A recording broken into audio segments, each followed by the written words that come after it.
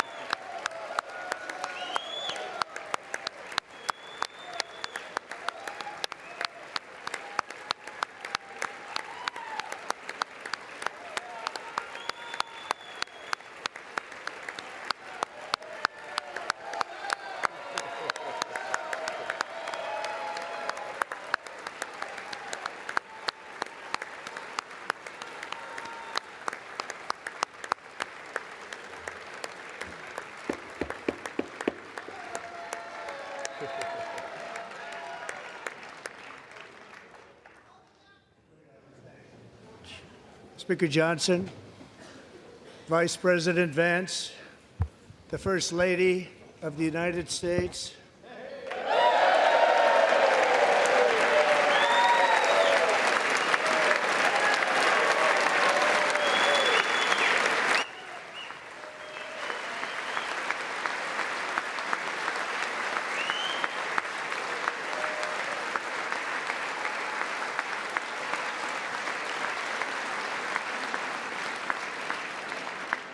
members of the United States Congress, thank you very much, and to my fellow citizens, America is back.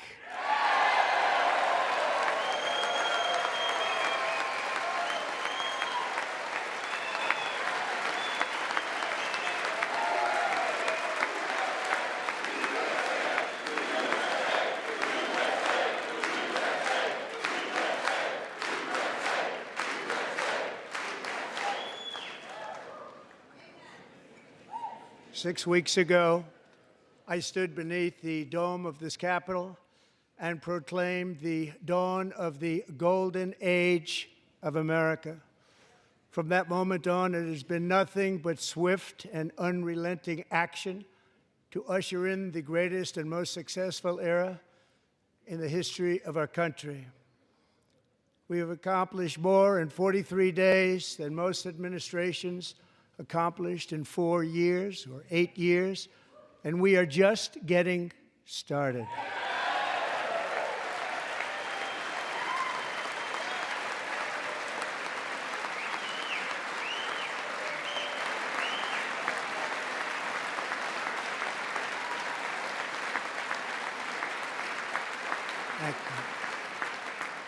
I return to this chamber tonight to report that America's momentum is back, our spirit is back, our pride is back, our confidence is back, and the American dream is surging bigger and better than ever before.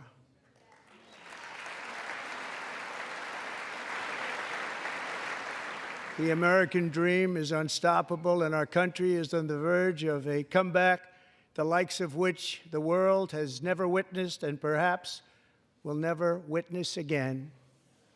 There's never been anything like it. The presidential election of November 5th was a mandate like has not been seen in many decades. We won all 7 swing states, giving us an electoral college victory of 312 votes.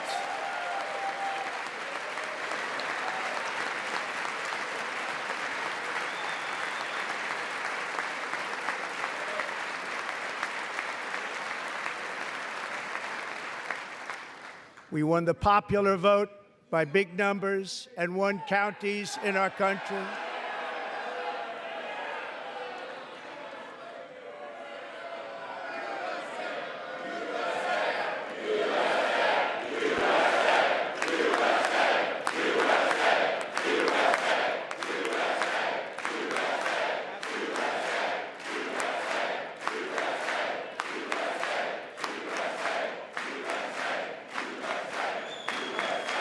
And won counties in our country, 2,700 to 525, on a map that reads almost completely red for Republican.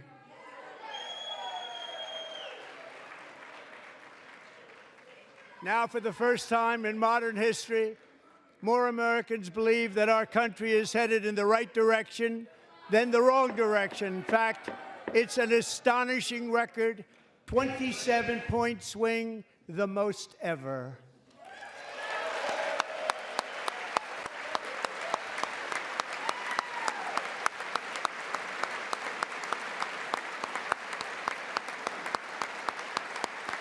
Likewise, small business optimism saw its single largest one-month gain ever recorded. Mr. President. A 41-point jump.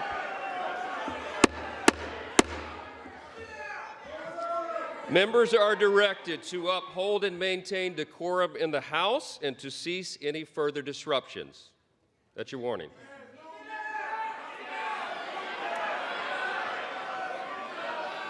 Members are engaging in willful and continuing breach of decorum, and the chair is prepared to direct the Sergeant-at-Arms to restore order to the joint session.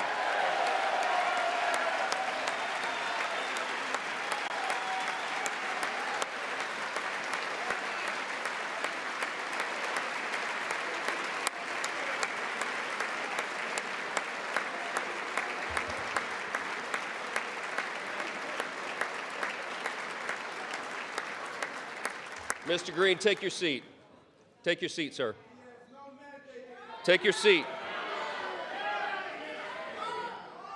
Finding that members continue to engage in willful and concerted disruption of proper decorum, the chair now directs the Sergeant-at-Arms to restore order. Remove this gentleman from the chamber.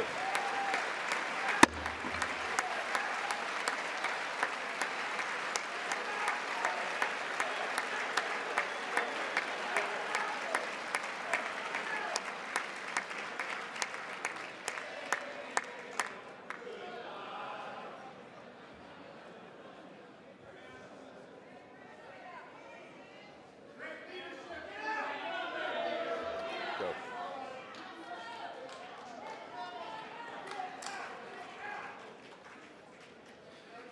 Members are directed to uphold and maintain decorum in the House.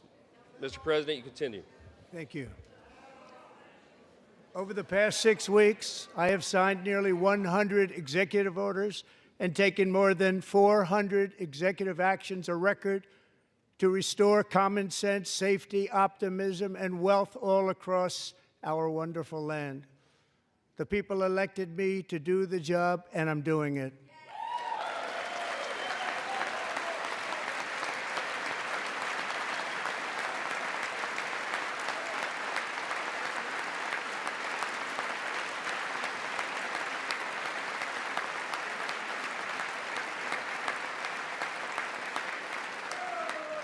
In fact, it has been stated by many that the first month of our presidency, it's our presidency, is the most successful in the history of our nation.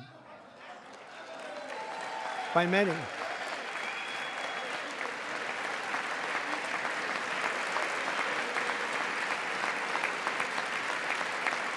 And what makes it even more impressive is that, do you know who number 2 is? George Washington. How about that? How about that? I don't know about that list, but we'll take it.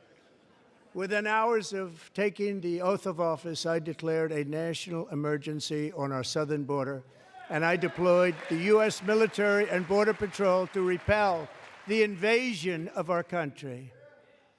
And what a job they've done. As a result, illegal border crossings last month were by far the lowest ever recorded, ever.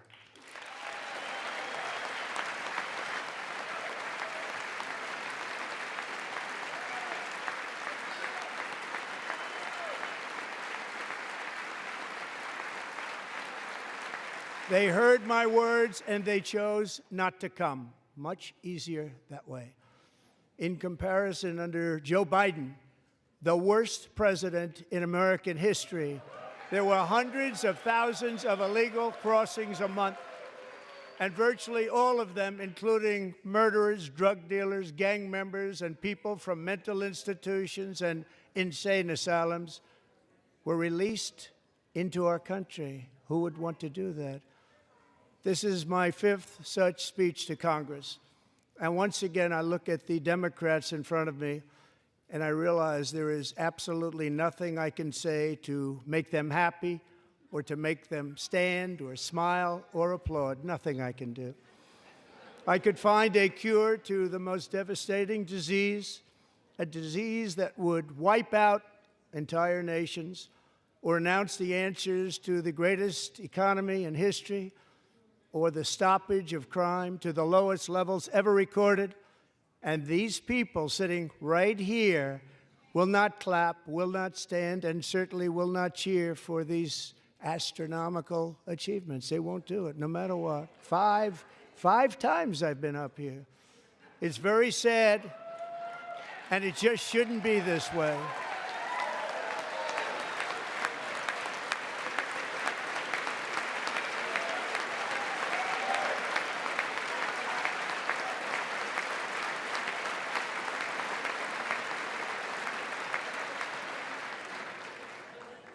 So Democrats sitting before me, for just this one night, why not join us in celebrating so many incredible wins for America?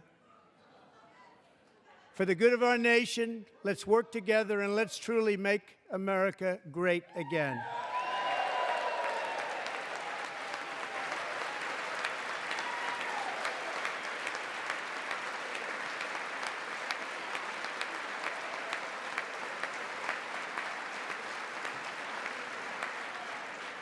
Every day, my administration is fighting to deliver the change America needs to bring a future that America deserves, and we're doing it. This is a time for big dreams and bold action. Upon taking office, I imposed an immediate freeze on all federal hiring, a freeze on all new federal regulations, and a freeze on all foreign aid.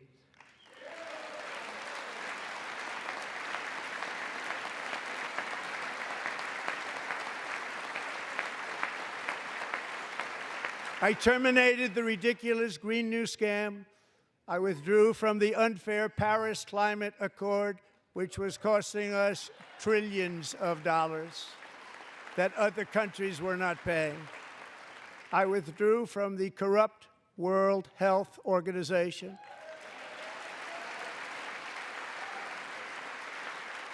And I also withdrew from the anti-American UN Human Rights Council.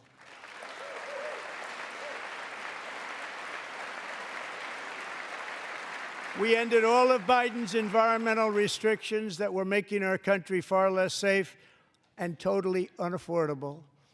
And importantly, we ended the last administration's insane electric vehicle mandate, saving our auto workers and companies from economic destruction.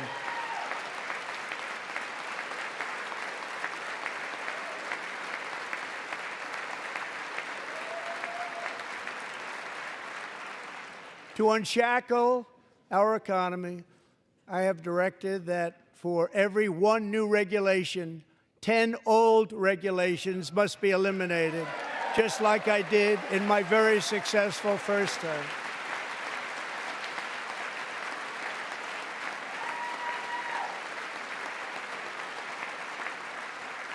And in that first term, we set records on ending unnecessary rules and regulations like no other president had done before. We ordered all federal workers to return to the office. They will either show up for work in person or be removed from their job.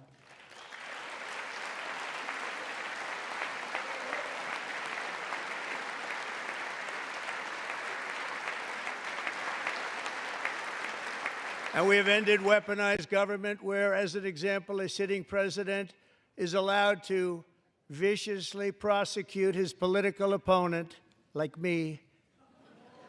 How did that work out? Not too good. Not too good.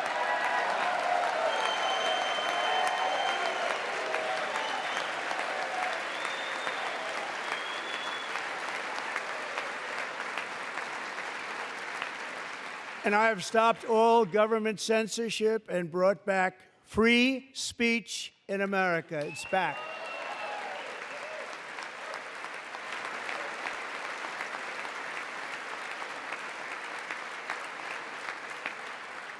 And 2 days ago, I signed an order making English the official language of the United States of America.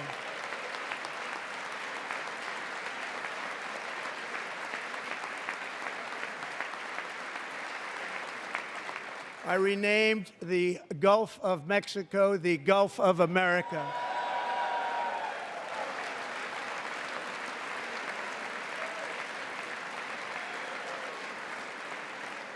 And likewise, I renamed, for a great president, William McKinley, Mount McKinley again. Beautiful Alaska. We love Alaska. We've ended the tyranny of so-called diversity, equity, and inclusion policies all across the entire federal government and indeed the private sector and our military. and our country will be woke no longer.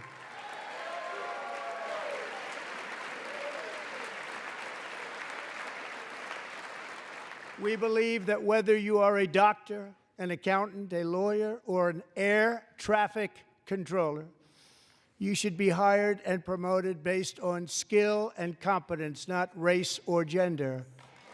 Very important.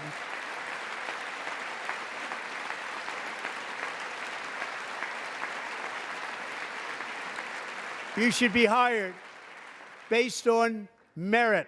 And the Supreme Court, in a brave and very powerful decision, has allowed us to do so. Thank you. Thank you very much. Thank you. We have removed the poison of critical race theory from our public schools, and I signed an order making it the official policy of the United States government that there are only two genders, male and female.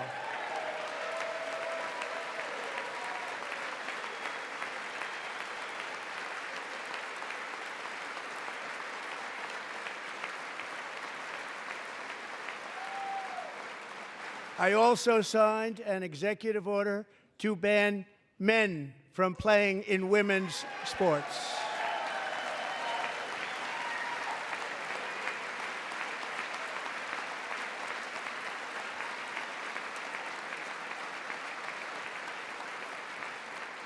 Three years ago, Peyton McNabb was an all-star high school athlete, one of the best, preparing for a future in college sports. But when her girls' volleyball match was invaded by a male, he smashed the ball so hard in Peyton's face, causing traumatic brain injury, partially paralyzing her right side, and ending her athletic career. It was a shot like she's never seen before. She's never seen anything like it. Peyton is here tonight in the gallery, and Peyton, from now on, schools will kick the men off the girls' team, or they will lose all federal funding.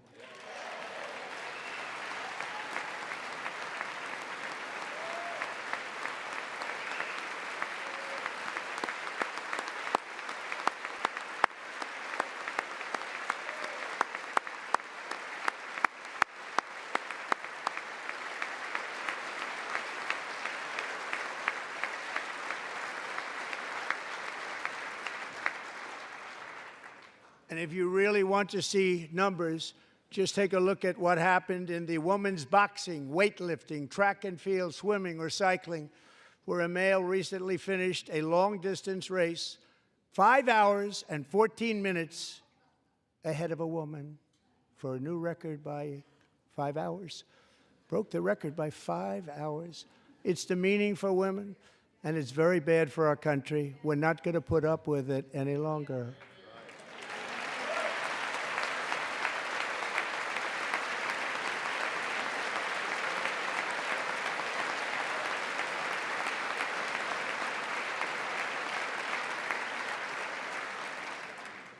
What I have just described is only a small fraction of the common sense revolution that is now, because of us, sweeping the entire world. Common sense has become a common theme, and we will never go back. Never. Never going to let that happen.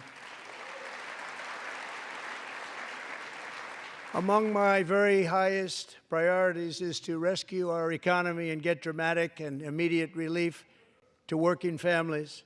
As you know, we inherited from the last administration an economic catastrophe and an inflation nightmare. Their policies drove up energy prices, pushed up grocery costs, and drove the necessities of life out of reach for millions and millions of Americans. They've never had anything like it. We suffered the worst inflation in 48 years, but perhaps even in the history of our country. They're not sure. As president, I'm fighting every day to reverse this damage and make America affordable again.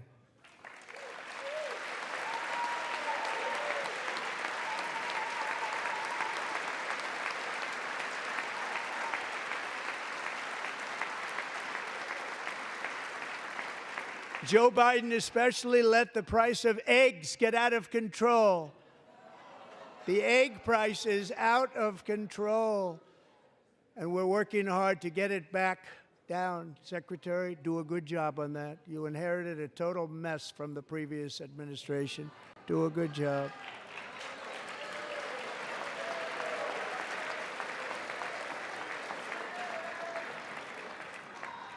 A major focus of our fight to defeat inflation is rapidly reducing the cost of energy.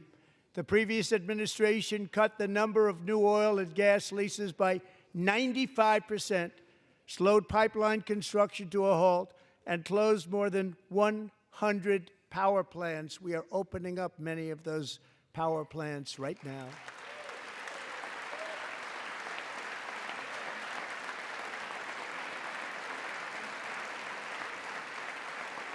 And frankly, we have never seen anything like it. That's why on my first day in office, I declared a national energy emergency. As you've heard me say many times, we have more liquid gold under our feet than any nation on earth, and by far. And now I fully authorize the most talented team ever assembled to go and get it. It's called Drill, Baby, Drill.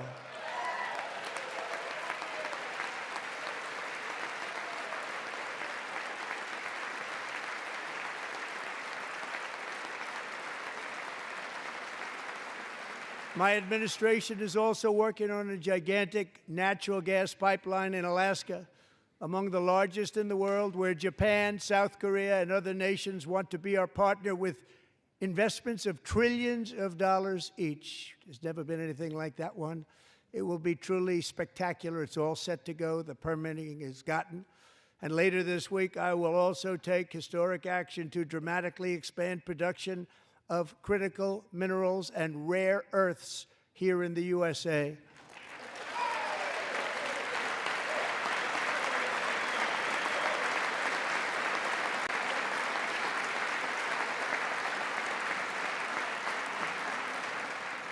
To further combat inflation, we will not only be reducing the cost of energy, but will be ending the flagrant waste of taxpayer dollars.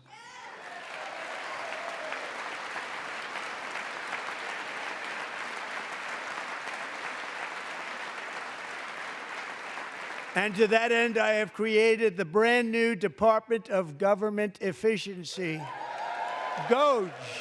Perhaps you've heard of it. Perhaps.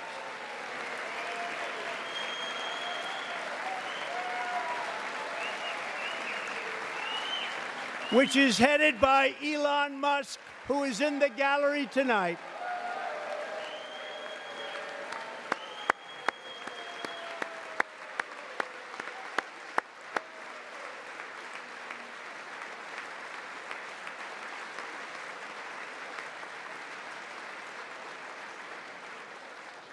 Thank you, Elon. He's working very hard. He didn't need this. He didn't need this. Thank you very much. We appreciate it. Everybody here, even this side, appreciates it, I believe. They just don't want to admit that. Just listen to some of the appalling waste we have already identified. $22 billion from HHS to provide free housing and cars for illegal aliens. $45 million for diversity, equity, and inclusion scholarships in Burma. $40 million to improve the social and economic inclusion of sedentary migrants. Nobody knows what that is. $8 million to promote LGBTQI+ in the African nation of Lesotho, which nobody has ever heard of. $60 million for indigenous peoples and Afro-Colombian empowerment in Central America. $60 million. $8 million for making mice transgender. This is real. $32 million for a left-wing propaganda operation in Moldova. $10 million for male circumcision in Mozambique. $20 million for the Arab Sesame Street in the Middle East. It's a program, $20 million for a program. $1.9 billion to recently created Decarbonization of Homes Committee, headed up, and we know she's involved. Just at the last moment, the money was passed over by a woman named Stacey Abrams. Have you ever heard of her? A $3.5 million consulting contract for lavish fish monitoring. $1.5 million for voter confidence in Liberia. $14 million for social cohesion in Mali. $59 million for illegal alien hotel rooms in New York City. He's a real estate developer. He's done very well. $250,000 to increase vegan local climate action innovation in Zambia. $42 million for social and behavior change in Uganda. $14 million for improving public procurement in Serbia. $47 million for improving learning outcomes in Asia. Asia's doing very well with learning. I don't know what we're doing. We should use it ourselves. And $101 million for DEI contracts at the Department of Education, the most ever paid, nothing even like it. Under the Trump administration, all of these scams, and they're far worse, but I didn't think it was appropriate to talk about them. They're so bad. Many more have been found out and exposed and swiftly terminated by a group of very intelligent, mostly young people, headed up by Elon, and we appreciate it. We found hundreds of billions of dollars of fraud.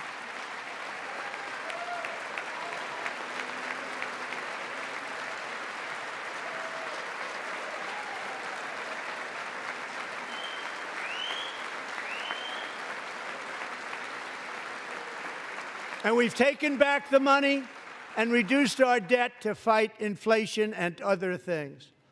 Taken back a lot of that money. We got it just in time. This is just the beginning. The Government Accountability Office, a federal government office, has estimated annual fraud of over $500 billion in our nation, and we are working very hard to stop it. We're going to. We're also identifying shocking levels of incompetence and probable fraud in the Social Security program for our seniors, and that our seniors and people that we love rely on. Believe it or not, government databases list 4.7 million Social Security members from people aged 100 to 109 years old. It lists 3.6 million people from ages 110 to 119. I don't know any of them. I know some people that are rather elderly, but not quite that elderly. 3.47 million people from ages 120 to 129. 3.9 million people from ages 130 to 139. 3.5 million people from ages 140 to 149. And money is being paid to many of them, and we're searching right now. In fact, Pam, good luck. Good luck. You're going to find it. But a lot of money is paid out to people because it just keeps getting paid, and nobody does, and it really hurts Social Security and hurts our country. 1.3 million people from ages 150 to 159, and over 130,000 people, according to the Social Security databases, are age over 160 years old. We have a healthier country than I thought, Bobby.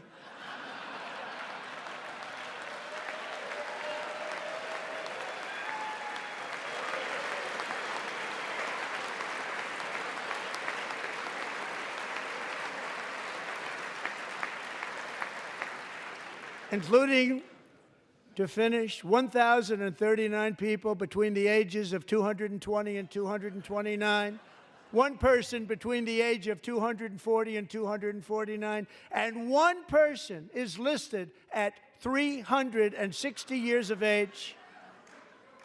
More than 100 years. More than 100 years older than our country.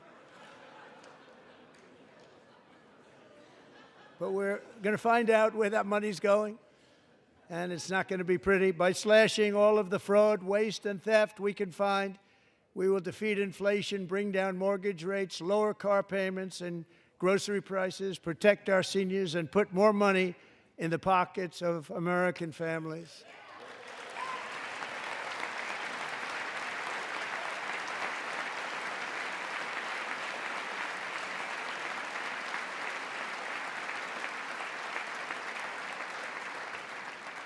And today, interest rates took a beautiful drop, big, beautiful drop. It's about time. And in the near future, I want to do what has not been done in 24 years, balance the federal budget. We're going to balance it.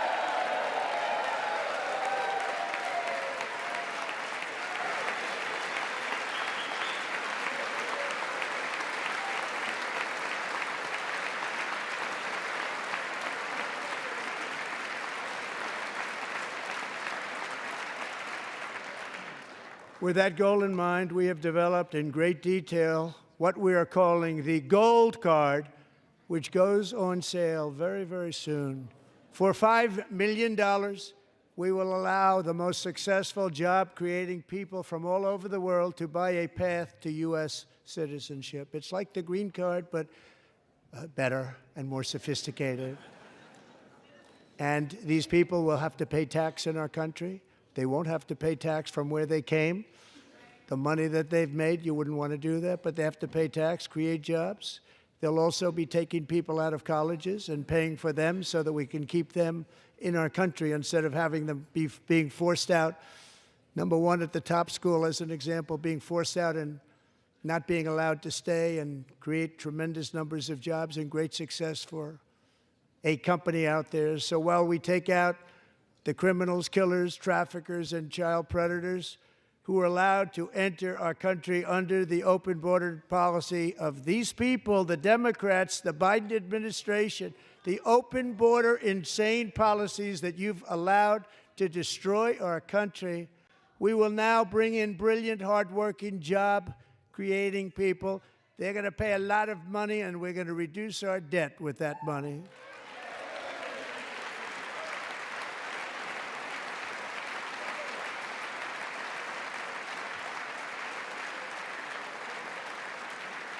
Americans have given us a mandate for bold and profound change.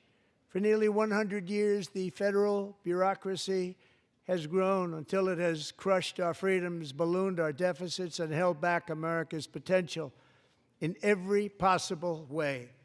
The nation founded by pioneers and risk-takers now drowns under millions and millions of pages of regulations and debt. Approvals that should take 10 days to get instead take 10 years, 15 years, and even 20 years before you're rejected. Meanwhile, we have hundreds of thousands of federal workers who have not been showing up to work. My administration will reclaim power from this unaccountable bureaucracy, and we will restore true democracy to America again.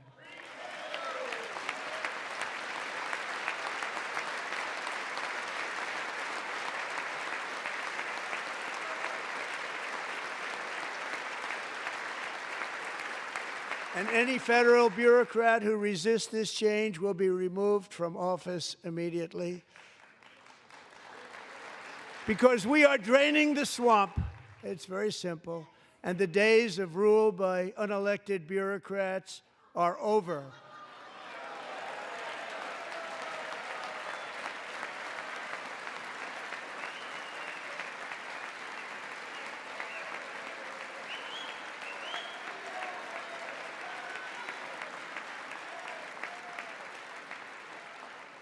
And the next phase of our plan to deliver the greatest economy in history is for this Congress to pass tax cuts for everybody. They're in there. They're waiting for you to vote. And I'm sure that the people on my right, I don't mean the Republican right, but my right here, I'm sure you're going to vote for those tax cuts, because otherwise I don't believe the people will ever vote you into office. So I'm doing you a big favor by telling you that. But I know this group is going to be voting for the tax cuts.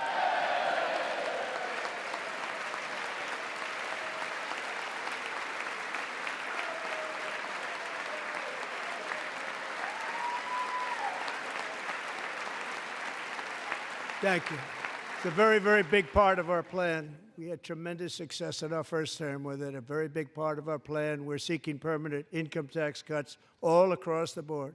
And to get urgently needed relief to Americans hit especially hard by inflation, I'm calling for no tax on tips, no tax on overtime, and no tax on Social Security benefits for our great seniors.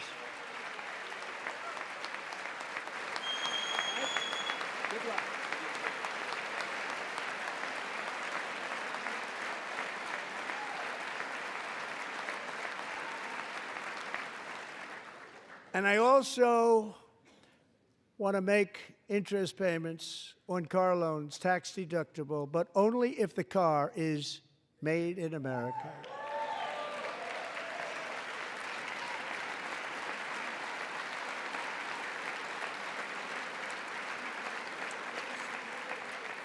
And by the way, we're going to have growth in the auto industry like nobody's ever seen. Plants are opening up all over the place. Deals are being made. Never seen. That's a combination of the election win and tariffs. It's a beautiful word, isn't it? That, along with our other policies, will allow our auto industry to absolutely boom. It's going to boom. Spoke to the majors today, all three, the top people, and they're so excited. In fact, already numerous car companies have announced that they will be building massive automobile plants in America, with Honda just announcing a new plant in Indiana, one of the largest anywhere in the world.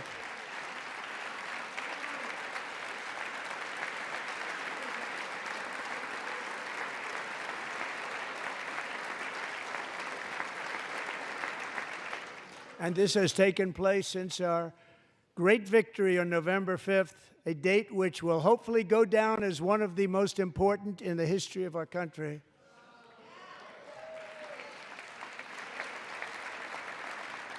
In addition, as part of our tax cuts, we want to cut taxes on domestic production and all manufacturing. And just as we did before, we will provide 100% expensing. It will be retroactive to January 20th, 2025. And it was one of the main reasons why our tax cuts were so successful in our first term, giving us the most successful economy in the history of our country. First term. We had a great first term.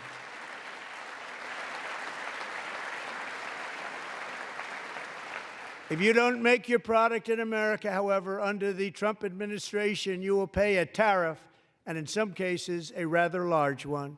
Other countries have used tariffs against us for decades, and now it's our turn to start using them against those other countries. On average, the European Union, China, Brazil, India, Mexico, and Canada, have you heard of them? And countless other nations charge us tremendously higher tariffs than we charge them. It's very unfair. India charges us auto tariffs higher than 100%. China's average tariff on our products is twice what we charge them. And South Korea's average tariff is 4 times higher. Think of that, 4 times higher. And we give so much help militarily and in so many other ways to South Korea, but that's what happens. This is happening by friend and foe.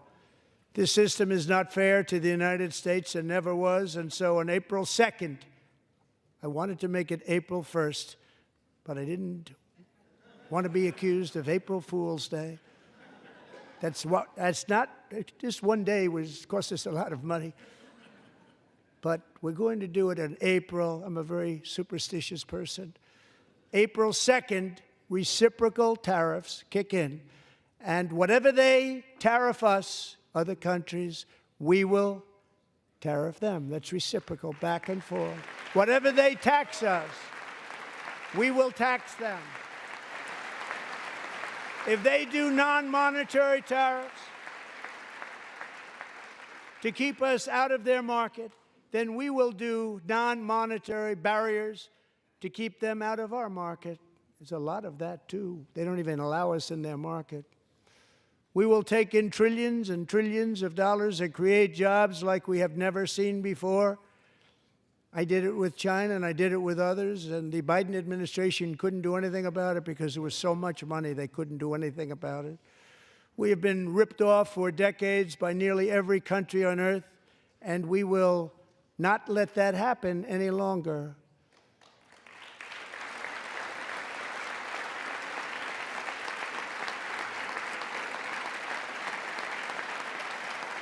Much has been said over the last 3 months about Mexico and Canada, but we have very large deficits with both of them. But even more importantly, they've allowed fentanyl to come into our country at levels never seen before, killing hundreds of thousands of our citizens and many very young, beautiful people, destroying families.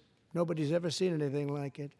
They are, in effect, receiving subsidies of hundreds of billions of dollars. We pay subsidies to Canada and to Mexico of hundreds of billions of dollars, and the United States will not be doing that any longer. We're not going to do it any longer.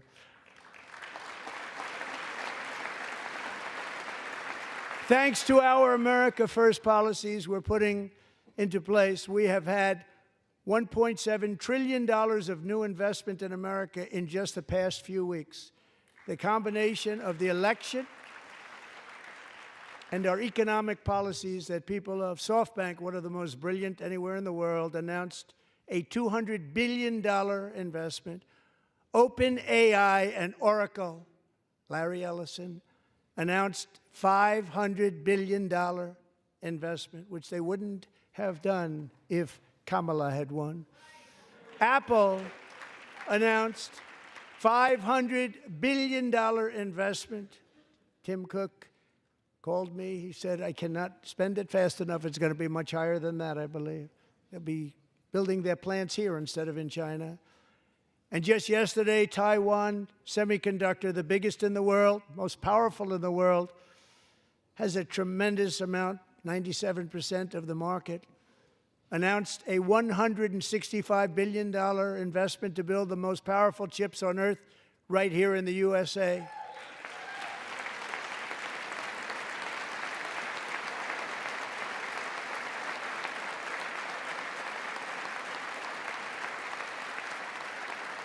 And we're not giving them any money. Your CHIPS Act is a horrible, horrible thing. We give hundreds of billions of dollars, and it doesn't mean a thing. They take our money and they don't spend it. All that meant to them, we're giving them no money. All that was important to them was they didn't want to pay the tariffs, so they came and they're building, and many other companies are coming. We don't have to give them money. We just want to protect our businesses and our people. And they will come because they won't have to pay tariffs if they build in America. So it's very amazing. You should get rid of the CHIP Act, and whatever's left over, Mr. Speaker, you should use it to reduce debt or any other reason you want to.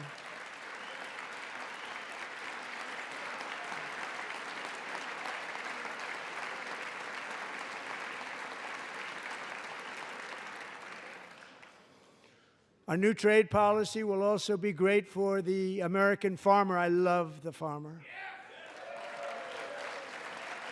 who will now be selling into our home market, the USA, because nobody is going to be able to compete with you. Because those goods that come in from other countries and companies, they're really in a bad position in so many different ways. They're uninspected.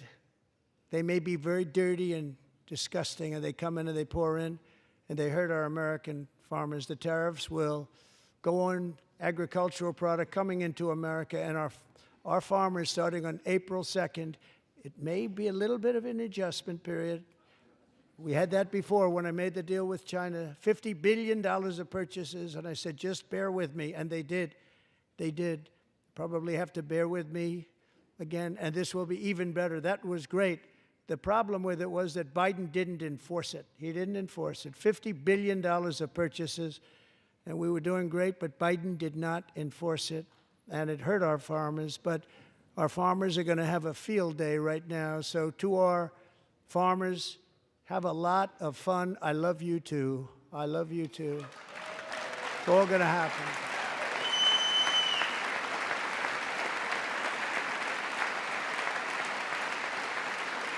And I have also imposed a 25% tariff on foreign aluminum, copper, lumber, and steel, because if we don't have, as an example, steel and lots of other things, we don't have a military, and frankly, we just won't have a country very long. Here today is a proud American steelworker, fantastic person from Decatur, Alabama, Jeff Denard. Has been working at the same steel plant for 27 years in a job that has allowed him to serve as the captain of his local volunteer fire department, raise 7 children with his beautiful wife, Nicole, and over the years provide a loving home for more than 40 foster children. So great, Jeff.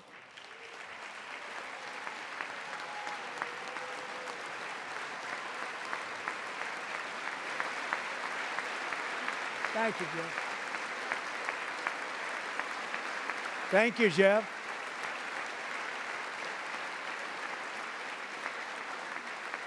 Stories like Jeff's remind us that tariffs are not just about protecting American jobs.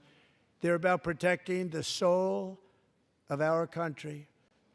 Tariffs are about making America rich again and making America great again, and it's happening, and it will happen rather quickly. There'll be a little disturbance, but we're okay with that. It won't be much. No, you're not. Oh. And look where Biden took us. Very low, the lowest we've ever been. Jeff, I want to thank you very much. And I also want to recognize another person who has devoted herself to foster care community. She works so hard on it. A very loving person, our magnificent First Lady of the United States.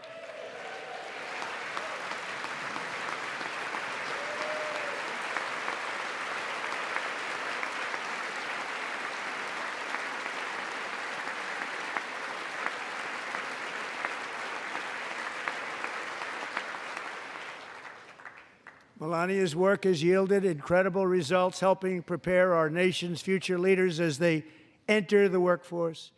Our First Lady is joined by 2 impressive young women, very impressive. Haley Ferguson, who benefited from the First Lady's Fostering the Future initiative and is poised to complete her education and become a teacher. And Elliston Berry, who became a victim of an illicit deepfake image produced by a peer. With Elliston's help, the Senate just passed the Take It Down Act, and this is so important. Thank you very much, John. John Thune, thank you. Stand up, John. Thank you, John.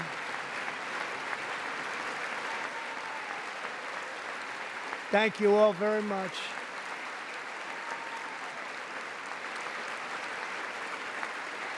Thank you. And thank you to John Thune and the Senate. Great job. To criminalize the publication of such images online is a terrible, terrible thing. And once it passes the House, I look forward to signing that bill into law. Thank you. And I'm going to use that bill for myself, too, if you don't mind. Because nobody gets treated worse than I do online. Nobody. That's great. Thank you very much to the Senate. Thank you. But if we truly care about protecting Americans' children, no step is more crucial than securing America's borders. Over the past 4 years, 21 million people poured into the United States. Many of them were murderers, human traffickers, gang members, and other criminals from the streets of dangerous cities all throughout the world. Because of Joe Biden's insane and very dangerous open border policies, they are now strongly embedded in our country, but we are getting them out and getting them out fast.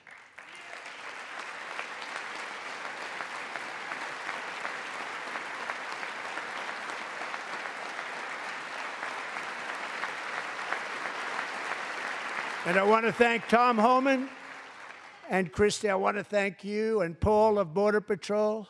I want to thank you. What a job they've all done, everybody. Border Patrol, ICE, law enforcement in general is incredible. We have to take care of our law enforcement. Have to.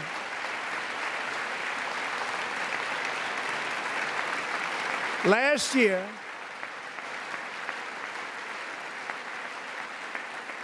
a brilliant 22-year-old nursing student named Laken Riley, the best in her class, admired by everybody, went out for a jog on the campus of the University of Georgia. That morning, Laken was viciously attacked, assaulted, beaten, brutalized, and horrifically murdered. Laken was stolen from us by a savage illegal alien gang member who was arrested while trespassing across Biden's open southern border and then set loose into the United States under the heartless policies of that failed administration. It was indeed a failed administration. He had then been arrested and released in a Democrat-run sanctuary city, a disaster, before ending the life of this beautiful young angel. With us this evening are Laken's beloved mother, Allison, and her sister, Lauren.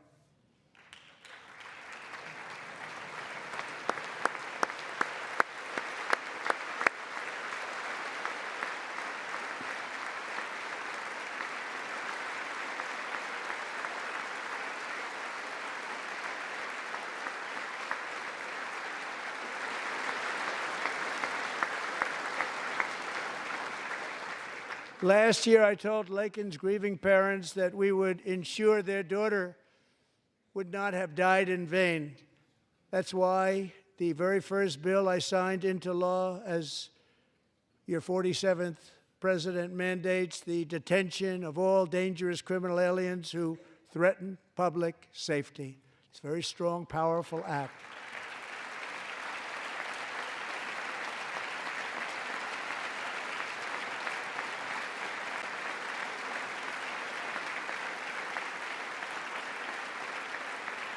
It's called the Laken-Riley Act. So Allison and Lauren, America will never, ever forget our beautiful Laken Hope Riley.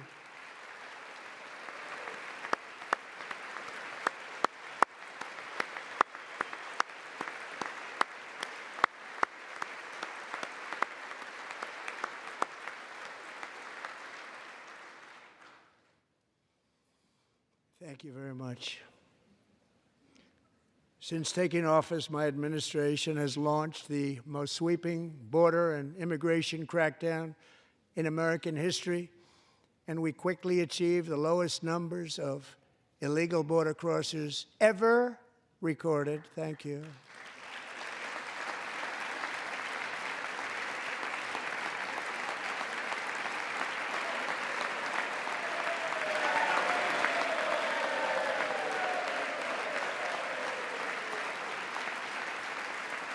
The media and our friends in the Democrat Party kept saying we needed new legislation, we must have legislation to secure the border. But it turned out that all we really needed was a new president.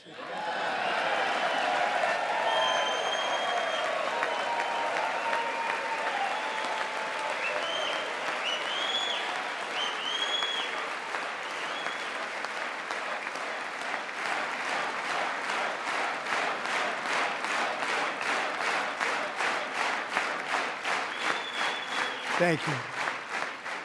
Joe Biden didn't just open our borders, he flew illegal aliens over them to overwhelm our schools, hospitals, and communities throughout the country.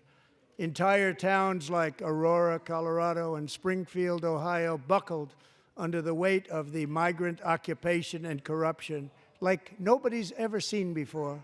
Beautiful towns destroyed. Now, just as I promised in my inaugural address, we are achieving the great liberation of America.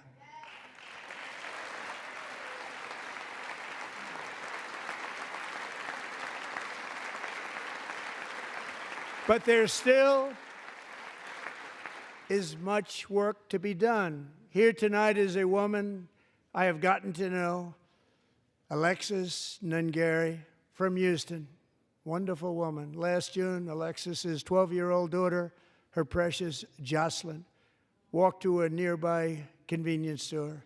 She was kidnapped, tied up, assaulted for 2 hours under a bridge, and horrifically murdered. Arrested and charged with this heinous crime are 2 illegal alien monsters from Venezuela, released into America by the last administration through their ridiculous open border. The death of this beautiful 12-year-old girl and the agony of her mother and family touched our entire nation greatly. Alexis, I promised that we would always remember your daughter, your magnificent daughter, and earlier tonight I signed an order keeping my word to you.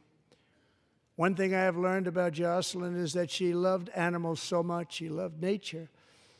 Across Galveston Bay, from where Jocelyn lived in Houston, you will find a magnificent national wildlife refuge, a pristine, peaceful, 34,000-acre sanctuary for all of God's creatures on the edge of the Gulf of America.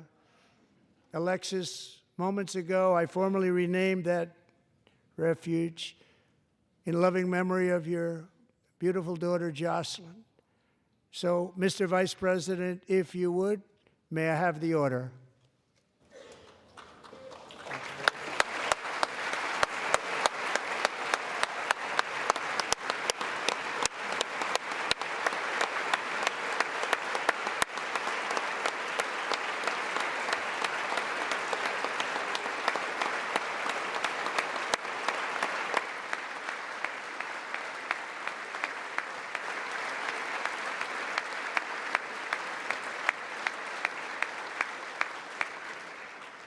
Thank you very much. All 3 savages charged with Jocelyn and Lakin's murders were members of the Venezuelan prison gang, the toughest gang, they say, in the world, known as Tren de Aragua. 2 weeks ago, I officially designated this gang, along with MS-13 and the bloodthirsty Mexican drug cartels, as foreign terrorist organizations.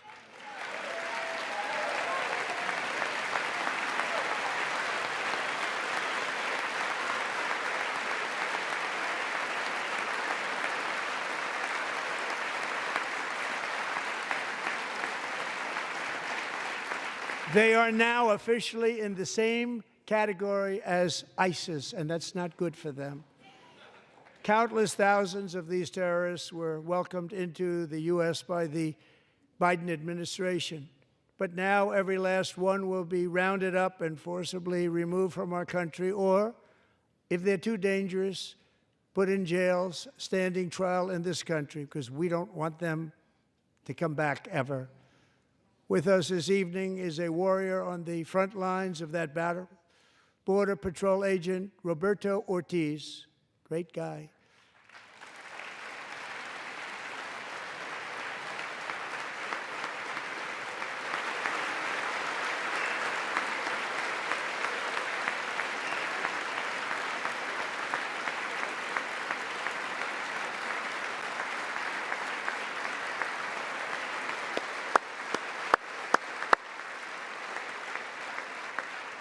In January, Roberto and another agent were patrolling by the Rio Grande near an area known as Cartel Island. Doesn't sound too nice to me. When heavily armed gunmen started shooting at them, Roberto saw that his partner was totally exposed, at great danger, and he leapt into action, returning fire and providing crucial seconds for his fellow agent to seek safety, just barely. I have some of the prints of that event, and it was not good. Agent Ortiz, we salute you for your great courage and for your line of fire that you took and for the bravery that you showed. We honor you, and we will always honor you. Thank you, Roberto, very much.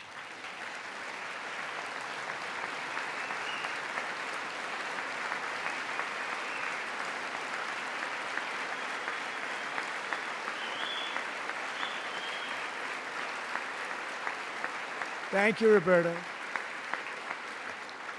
And I actually got to know him on my many calls to the border. He's a great, great gentleman. The territory to the immediate south of our border is now dominated entirely by criminal cartels that murder, rape, torture, and exercise total control. They have total control over a whole nation, posing a grave threat to our national security. The cartels are waging war on America, and it's time for America to wage war on the cartels, which we are doing.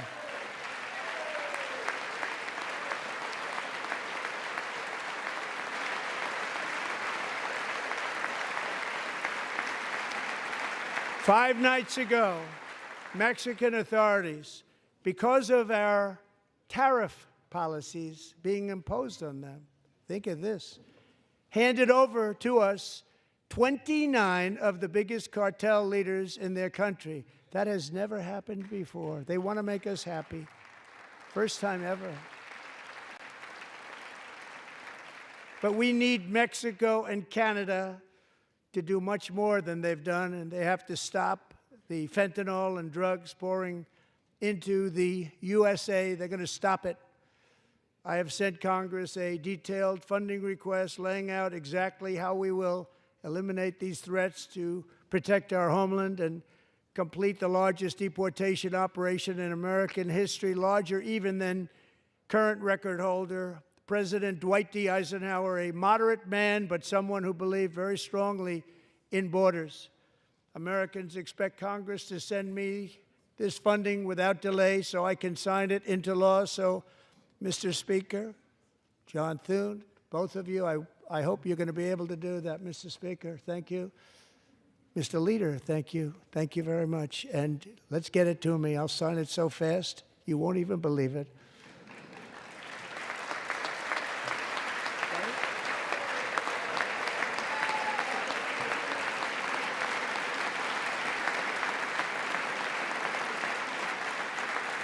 And as we reclaim our sovereignty, we must also bring back law and order to our cities and towns.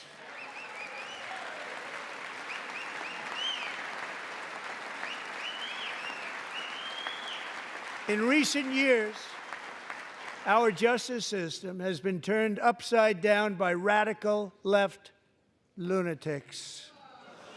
Many jurisdictions virtually ceased enforcing the law against dangerous repeat offenders while weaponizing law enforcement against political opponents like me. My administration has acted swiftly and decisively to restore fair, equal, and impartial justice under the constitutional rule of law, starting at the FBI and the DOJ. Pam, good luck. Cash, wherever you may be, good luck. Good luck. Pam Bondi. Good luck. So important. Going to do a great job. Cash, thank you. Thank you, Cash.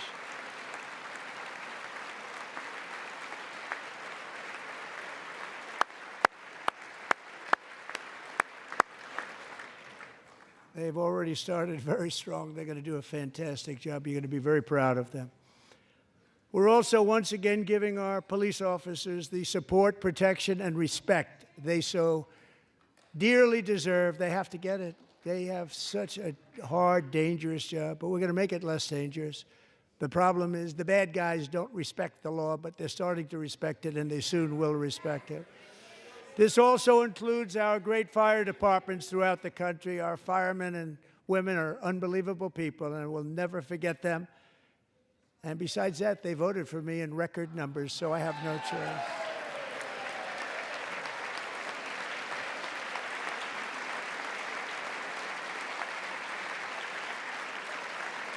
One year ago this month, 31-year-old New York police officer Jonathan Diller, unbelievably wonderful person and a great officer, was gunned down at a traffic stop on Long Island. I went to his funeral.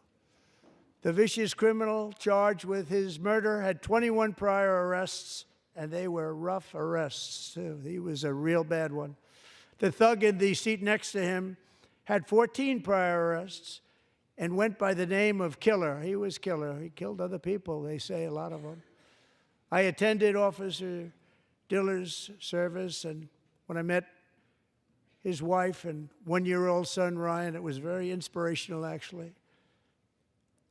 His widow's name is Stephanie, and she is here tonight. Stephanie, thank you very much, Stephanie. Thank you very much.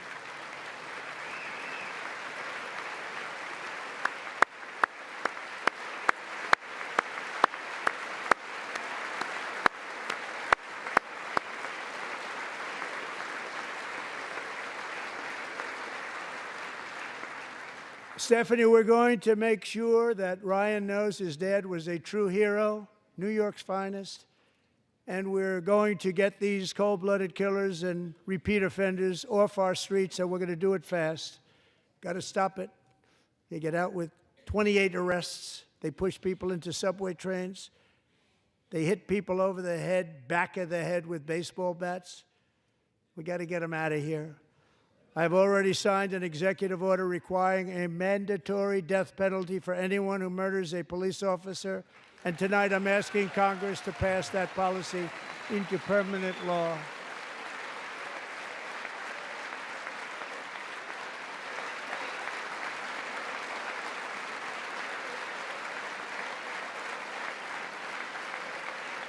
I'm also asking for a new crime bill getting tough on repeat offenders while enhancing protections for America's police officers so they can do their jobs without fear of their lives being totally destroyed. They don't want to be killed. We're not going to let them be killed. Joining us in the gallery tonight is a young man who truly loves our police. His name is DJ Daniel. He is 13 years old, and he has always dreamed of becoming a police officer.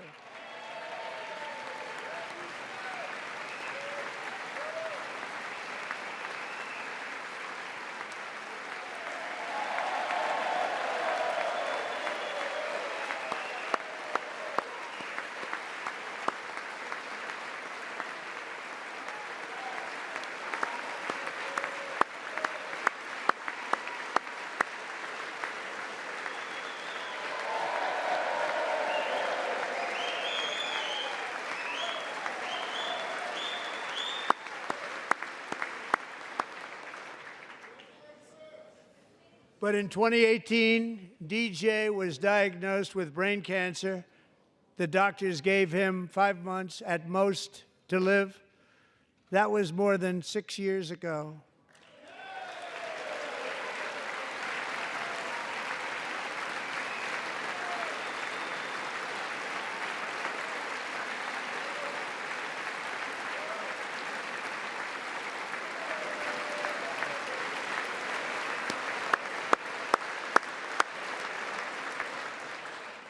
Since that time, DJ and his dad have been on a quest to make his dream come true, and DJ has been sworn in as an honorary law enforcement officer, actually a number of times. The police love him, the police departments love him.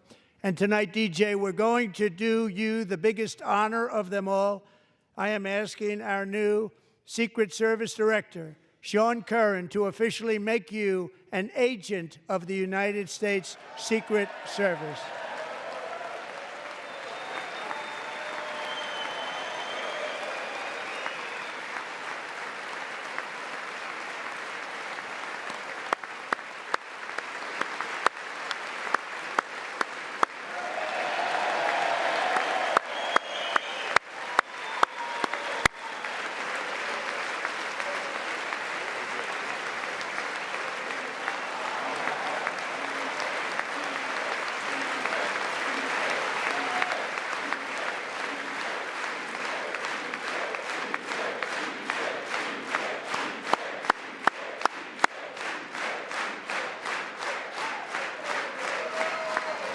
Thank you, DJ.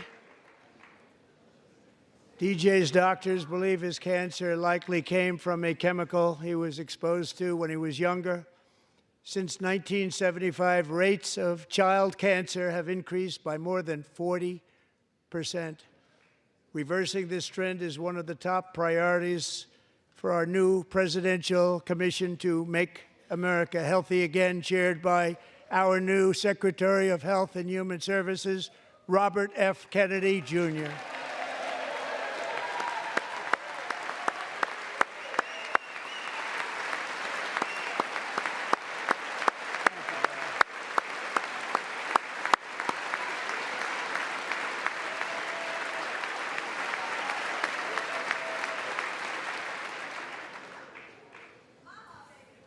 With the name Kennedy, you would have thought everybody over here would have been cheering. How quickly they forget.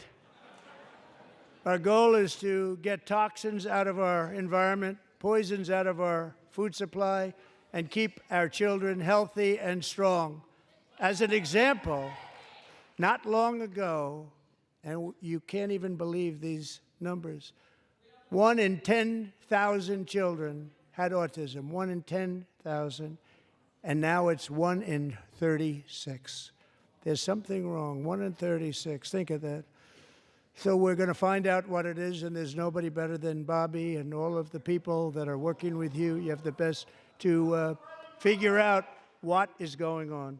Okay, Bobby, good luck. It's a very important job. Thank you. Go get him.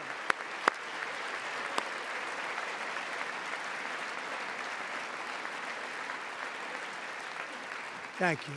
My administration is also working to protect our children from toxic ideologies in our schools. A few years ago, January Littlejohn and her husband discovered that their daughter's school had secretly socially transitioned their 13-year-old little girl. Teachers and administrators conspired to deceive January and her husband while encouraging her daughter to use a new name and pronouns. They, them pronoun, actually, all without telling January, who is here tonight and is now a courageous advocate against this form of child abuse. January, thank you. Thank you. Thank you very much.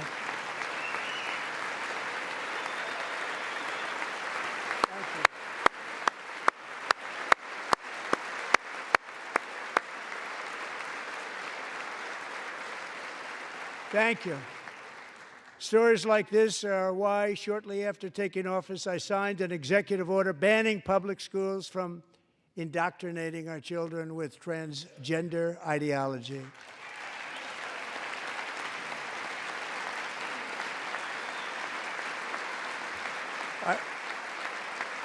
I also signed an order to cut off all taxpayer funding to any institution that engages in the sexual mutilation of our youth.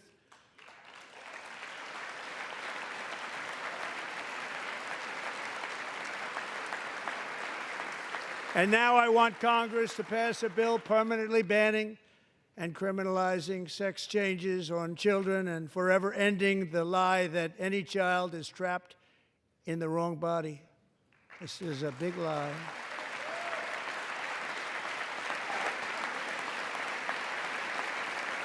And our message to every child in America is that you are perfect exactly the way God made you.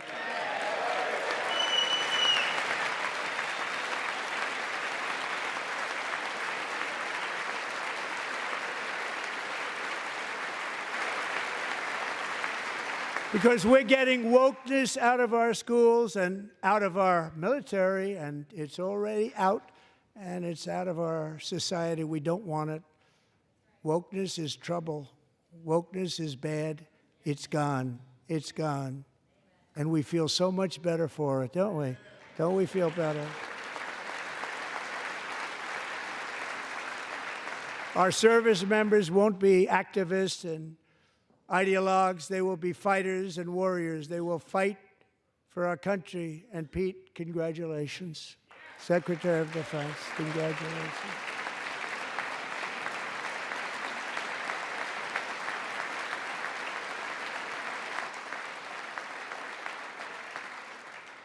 And he's not big into the woke movement, I can tell you. I know him well. I am pleased to report that in January, the U.S. Army had its single best recruiting month in 15 years, and that all armed services are having among the best recruiting results ever in the history of our services. What a difference.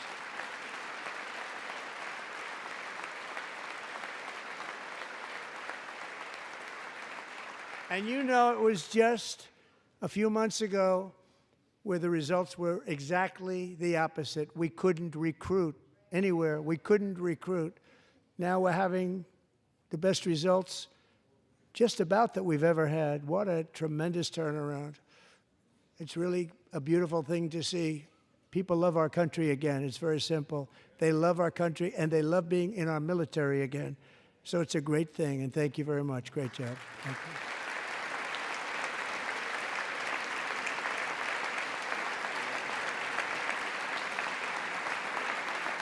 you. We're joined tonight by a young man, Jason Hartley, who knows the weight of that call of duty.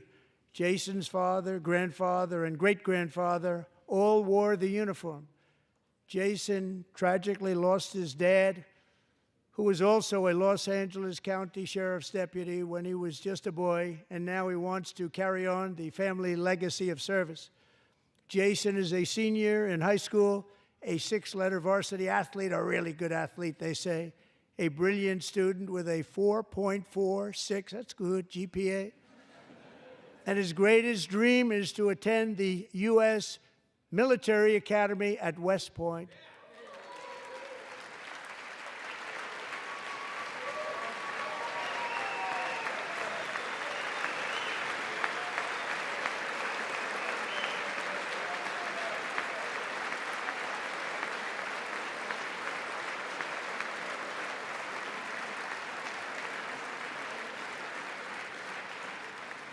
And Jason, that's a very big deal getting in. That's a hard one to get into. But I'm pleased to inform you that your application has been accepted. You will soon be joining the Corps of Cadets.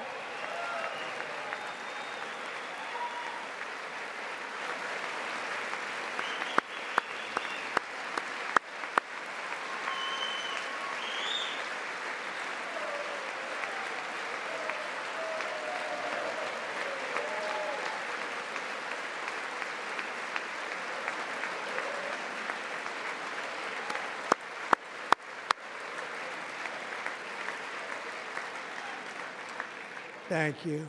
Jason, you're going to be on the long gray line, Jason. As Commander-in-Chief, my focus is on building the most powerful military of the future. As a first step, I'm asking Congress to fund a state-of-the-art Golden Dome missile defense shield to protect our homeland, all made in the USA.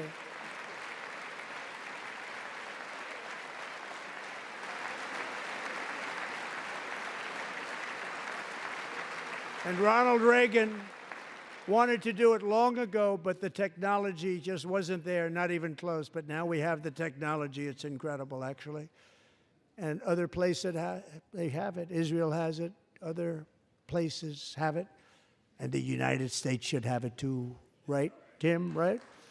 They should have it too. So I want to thank you. But it's a very, very important. This is a very dangerous world. We should have it. We want to be protected, and we're going to protect our citizens like never before. To boost our defense industrial base, we are also going to resurrect the American shipbuilding industry, including commercial shipbuilding and military shipbuilding.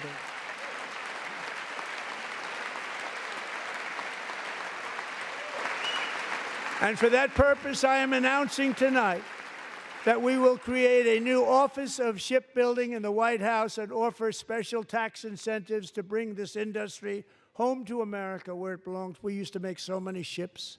We don't make them anymore very much, but we're going to make them very fast, very soon. It will have a huge impact. To further enhance our national security, my administration will be reclaiming the Panama Canal, and we've already started doing it.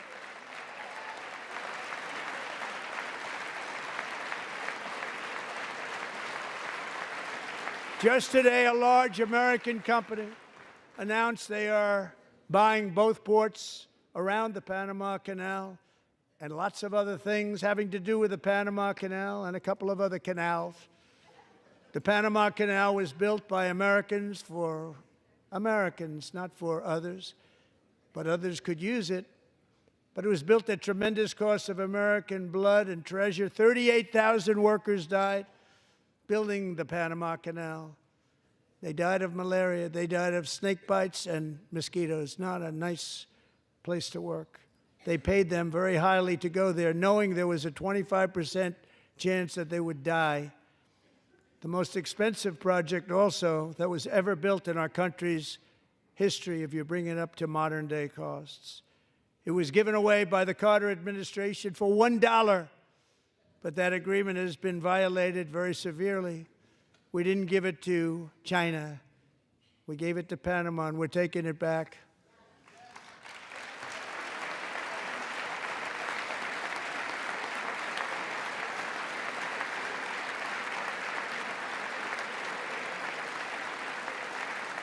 And we have Marco Rubio in charge. Good luck, Marco. Now, we know who to blame if anything goes wrong. Marco's been amazing, and he's going to do a great job. Think of it. He got 100 votes. You know, he was approved with actually 99, but the 100th was this gentleman, and I feel very certain. So let's assume he got 100 votes. And I'm either very, very happy about that or I'm very concerned about it. But he's already proven. I mean, he's a great gentleman. He's respected by everybody, and we appreciate you voting for Marco. He's going to do a fantastic job. Thank you. Thank you. He's doing a great job. Great job. And I also have a message tonight for the incredible people of Greenland. We strongly support your right to determine your own future. And if you choose, we welcome you into the United States of America. We need Greenland for national security and even international security, and we're working with everybody involved to try and get it. But we need it really for international world security, and I think we're going to get it. One way or the other, we're going to get it. We will keep you safe. We will make you rich, and together we will take Greenland to heights like you have never thought possible before. It's a very small population, but very, very large piece of land and very, very important for military security. America is once again standing strong against the forces of radical Islamic terrorism. 3.5 years ago, ISIS terrorists killed 13 American service members and countless others in the Abbey Gate bombing during the disastrous and incompetent withdrawal from Afghanistan. Not that they were withdrawing, it was the way they withdrew. Perhaps the most embarrassing moment in the history of our country. Tonight, I am pleased to announce that we have just apprehended the top terrorist responsible for that atrocity, and he is right now on his way here to face the swift sword of American justice.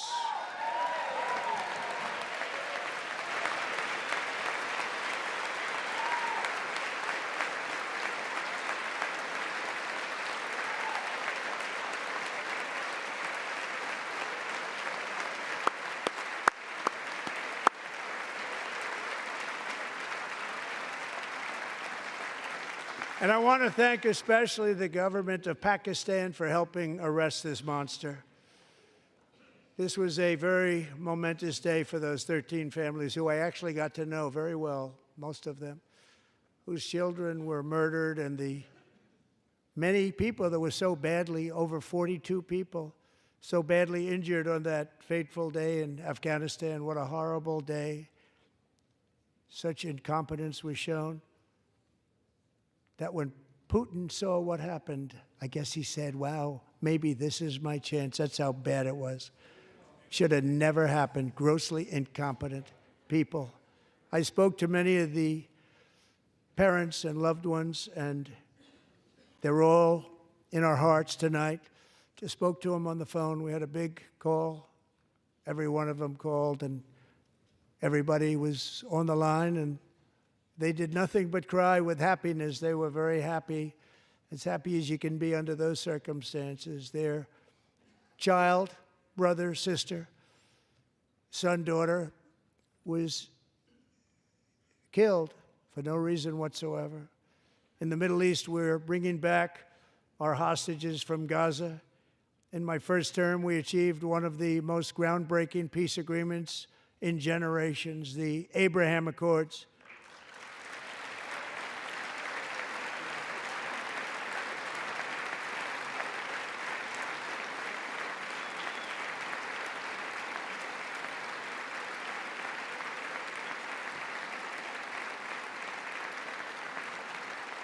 And now we're going to build on that foundation to create a more peaceful and prosperous future for the entire region. A lot of things are happening in the Middle East. People have been talking about that so much lately with everything going on with Ukraine and Russia.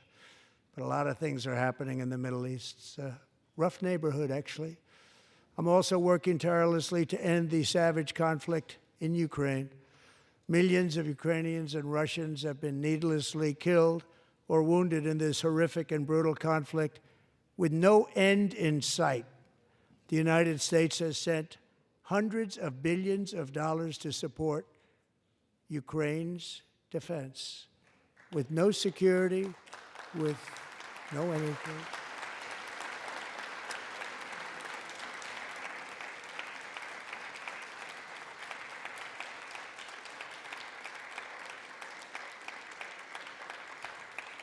Do you want to keep it going for another 5 years? Yeah, you would say Pocahontas says yes.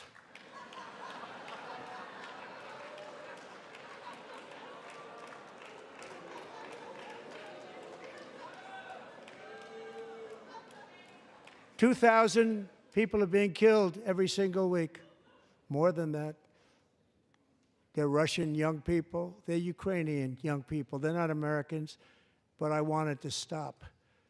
Meanwhile, Europe has sadly spent more money buying Russian oil and gas than they have spent on defending Ukraine, by far. Think of that. They've spent more buying Russian oil and gas than they have defending. And we've spent perhaps $350 billion, like taking candy from a baby. That's what happened. And they've spent $100 billion. What a difference that is. And we have an ocean separating us, and they don't. But we're getting along very well with them, and lots of good things are happening.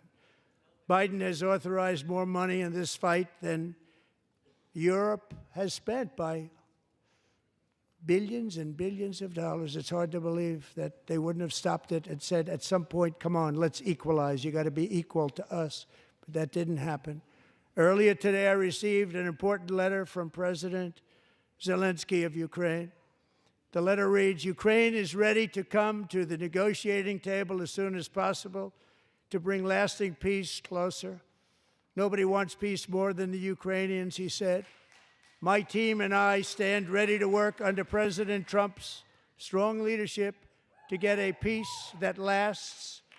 We do really value how much America has done to help Ukraine maintain its sovereignty and independence. Regarding the agreement on minerals and security, Ukraine is ready to sign it at any time that is convenient for you. I appreciate that he sent this letter, just got it a little while ago. Simultaneously, we've had serious discussions with Russia and have received strong signals that they are ready for peace. Wouldn't that be beautiful? Wouldn't that be beautiful?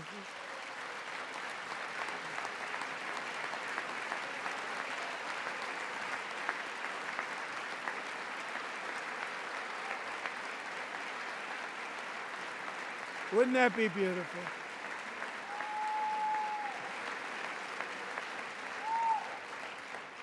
It's time to stop this madness. It's time to halt the killing. It's time to end this senseless war.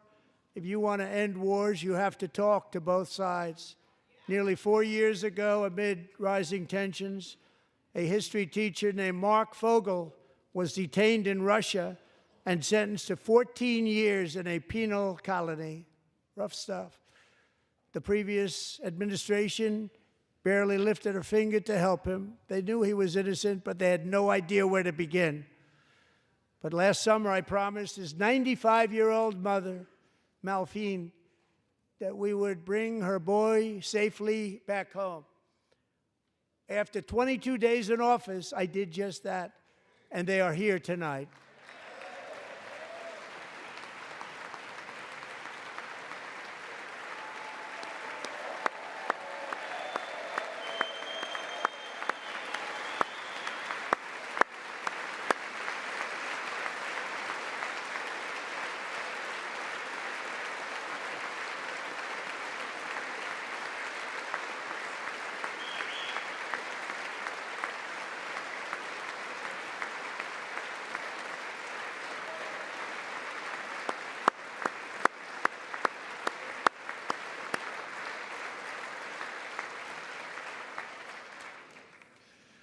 To Mark and his great mom, we are delighted to have you safe and sound and with us.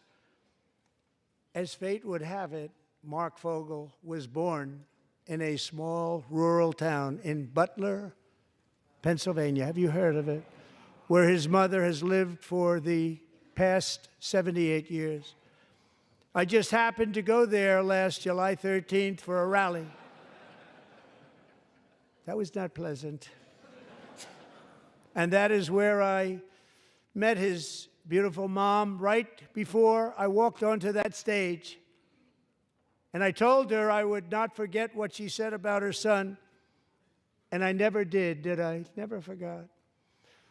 Less than 10 minutes later, at that same rally, gunfire rang out, and a sick and deranged assassin unloaded 8 bullets from his sniper's perch into a crowd of many thousands of people. My life was saved by a fraction of an inch, but some were not so lucky.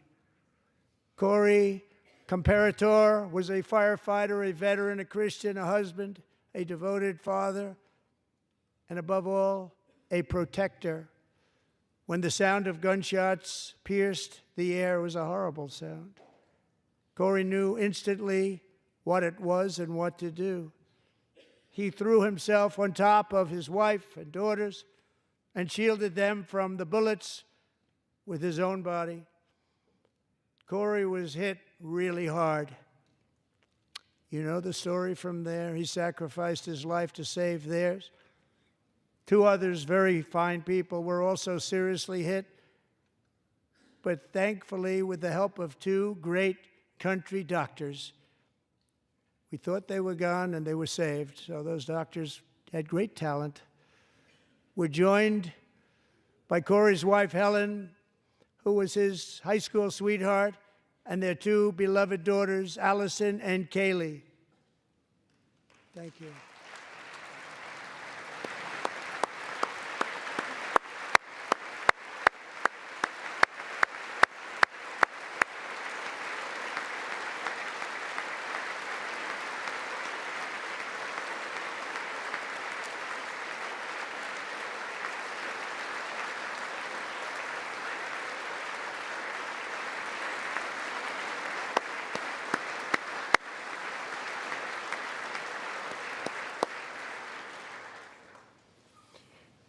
To Helen, Allison, and Kaylee, Corey is looking down on his 3 beautiful ladies right now, and he is cheering you on. He loves you. He is cheering you on. Corey was taken from us much too soon, but his destiny was to leave us all with a shining example of the selfless devotion of a true American patriot. It was love like Corey's that built our country, and it's love like Corey's that is going to make our country more majestic than ever before. I believe that my life was saved that day in Butler for a very good reason. I was saved by God to make America great again. I believe that. Thank you. Thank you.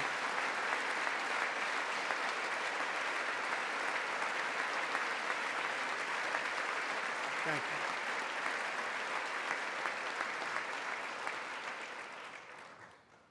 Thank you very much. From the patriots of Lexington and Concord to the heroes of Gettysburg and Normandy, from the warriors who crossed the Delaware to the trailblazers who climbed the Rockies, and from the legends who soared at Kitty Hawk to the astronauts who touched the moon, Americans have always been the people who defied all odds, transcended all dangers, made the most extraordinary sacrifices, and did whatever it took to defend our children, our country, and our freedom.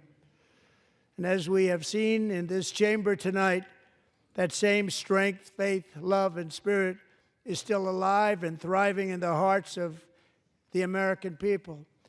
Despite the best efforts of those who would try to censor us, silence us, break us, destroy us, Americans are today a proud, free, sovereign, and independent nation that will always be free, and we will fight for it till death. We will never let anything happen to our beloved country, because we are a country of doers, dreamers, fighters, and survivors. Our ancestors crossed a vast ocean, strode into the unknown wilderness, and carved their fortunes from the rock and soil of a perilous and very dangerous frontier. They chased our destiny across a boundless continent. They built the railroads, laid the highways, and graced the world with American marvels like the Empire State Building, the mighty Hoover Dam, and the towering Golden Gate Bridge. They lit the world with electricity, broke free of the force of gravity, fired up the engines of American industry, vanquished the communists, fascists, and Marxists all over the world, and gave us countless modern wonders sculptured out of iron, glass, and steel. We stand on the shoulders of these pioneers who won and built the modern age, these workers who poured their sweat into the skylines of our cities, these warriors who shed their blood on fields of battle and gave everything they had for our rights and for our freedom. Now it is our time to take up the righteous cause of American liberty. And it is our turn to take America's destiny into our own hands and begin the most thrilling days in the history of our country. This will be our greatest era. With God's help, over the next 4 years, we are going to lead this nation even higher, and we are going to forge the freest, most advanced, most dynamic, and most dominant civilization ever to exist on the face of this earth. We are going to create the highest quality of life, build the safest and wealthiest and healthiest and most vital communities anywhere in the world. We are going to conquer the vast frontiers of science, and we are going to lead humanity into space and plant the American flag on the planet Mars and even far beyond.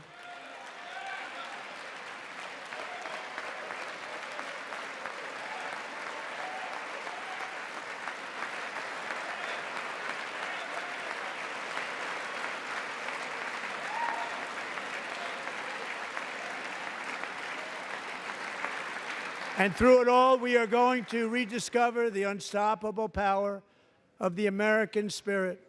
And we are going to renew unlimited promise of the American dream. Every single day, we will stand up and we will fight, fight, fight for the country our citizens believe in and for the country our people deserve.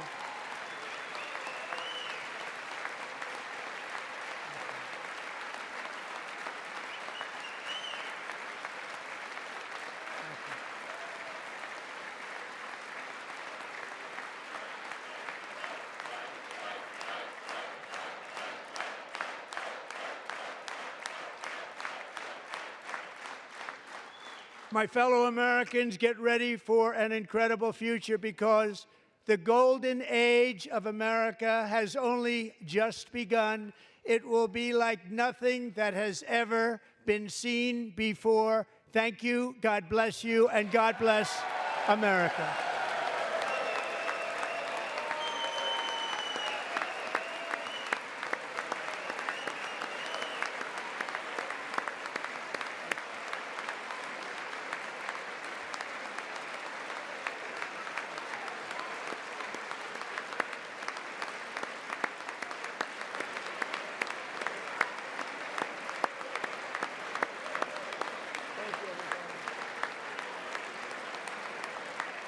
Thank you.